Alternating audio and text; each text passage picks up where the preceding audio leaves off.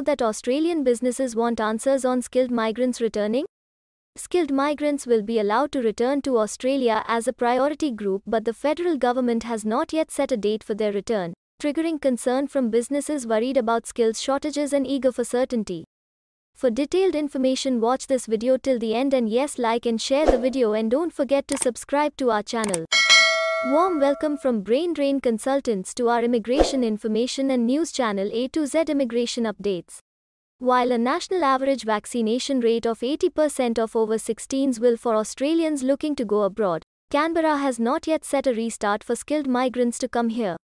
Mr. Morrison said that once home quarantine begins and borders open for Australians, the next priority will be double vaccinated skilled migrants and international students. To this, Andrew McKellar said that the Prime Minister's announcement was helpful, but no clear answer has been given to businesses on this. He said that although small business owners had hoped that the announcement last Friday would bring an end to this uncertainty, employers still have very limited options to address crippling skills shortages.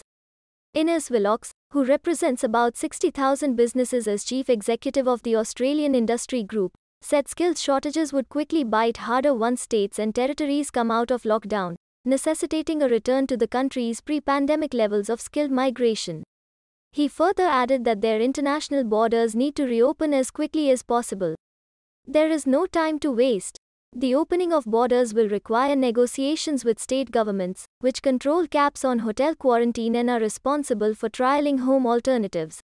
Australia granted 79,620 skilled stream visas in the 2020-21 financial years, down from 109,713 in 2018-19 and well below a plateau of about 128,000 that began dropping from 2016. A coalition-dominated parliamentary committee on skilled migration, 500,000 migrants of all kinds had left Australia since the start of the pandemic, with another 77,000 net set to depart this financial year.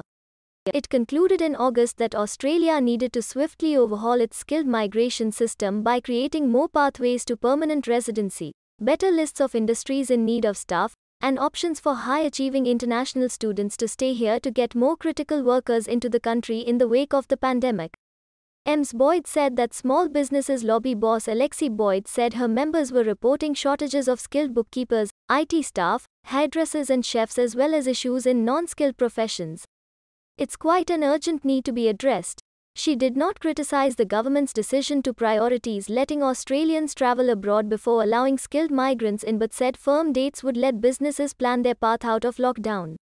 Deloitte Access Economics partner Chris Richardson said fears about skilled migrants taking jobs or lowering wages were misplaced over the long term because those new arrivals also spent money in the economy, creating jobs and increasing wages.